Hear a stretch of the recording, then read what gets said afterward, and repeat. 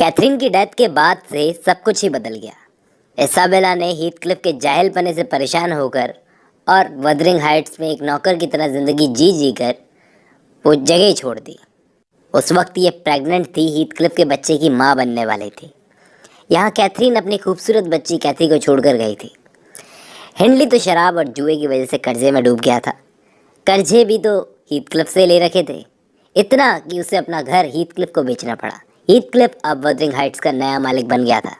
Isabella Wuthering Heights छोड़कर London चली गई, जहां उसने एक वीक से बच्चे को जन्म दिया जिसका नाम था लिंटन। ये हीथक्लिफ और इसाबेला का बच्चा था। इसाबेला इसको पैदा करते ही चल बसी। इसाबेला भी चल बसी। हेनली भी शराब पीने की वजह से मर गया। कैथरीन की डेथ के 6 महीने बाद से सब जाते रहे। अब हेनली का बच्चा जिसका नाम हेयरटन था पूरी तरह से अनाथ हो चुका था। ना तो उसकी माँ थी ना उसका बाप, वो अकेला था। नेली बोलती है कि मैं उसे लेने गई थी वदरिंग हाइट्स में। मैंने सोचा था कैथी के साथ उसकी भी देखरेख कर लूँगी, लेकिन मुझे पता चला कि हेनली अपने पीछे भारी कर्जा छोड़ कर गया है। उसकी वजह से ये हीथक्लिफ उसके बेटे को कहीं जाने नहीं देगा। वो अपने बेटे लिंटन को भी वदरिंग हाइट्स में लाने वाला है, और ये जो बेटा है हेयरटन इसका, हेनली का, इसको वदरिंग हाइट्स का मालिक होना चाहिए था, जो आज हीथक्लिफ का सर्वेंट बनकर वदरिंग हाइट्स में जी रहा है। वहीं कैथरीन की बेटी कैथी बहुत ब्यूटीफुल होती जा रही थी, बड़ी हो रही थी। उसका फादर एडगर तो उसको बिल्कुल अलाउ नहीं करता था थ्रशक्रॉस ग्रैंड से बाहर जाने के लिए। वो बेचारी तो वदरिंग हाइट्स और उसकी स्टोरी के बारे में कुछ भी नहीं जानती थी। अब एडगर को जब पता चला कि इसकी सिस्टर गुजर चुकी है, तो ये अपने भांजे लिंटन को लंदन से लेने गया।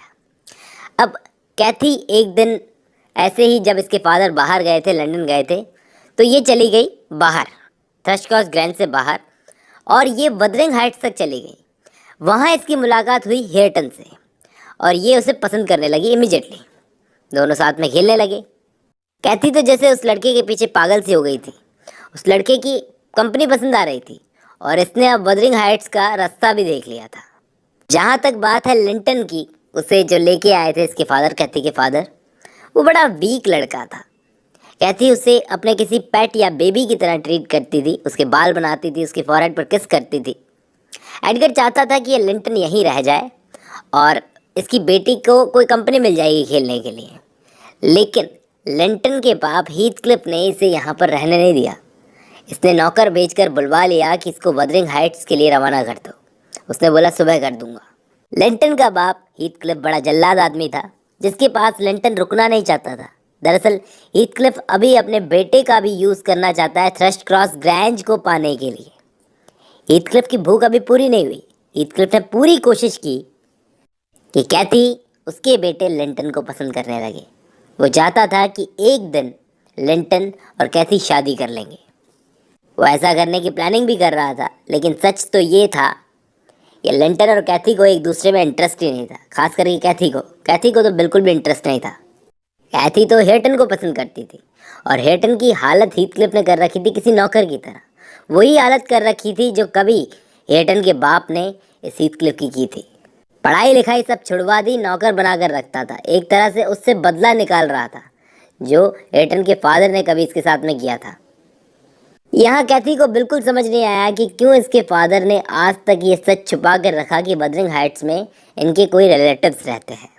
तो इसके आगे की कहानी हम लोग लास्ट पार्ट में डिस्कस करेंगे, क्योंकि थोड़ा लंबा हो सकता है। वो बहुत ही इंटरेस्टिंग होने वाला है। उम्मीद करता हूँ आपको स्टोरी यहाँ तक पसंद आई होगी। आज की वीडियो में बस इतना ही।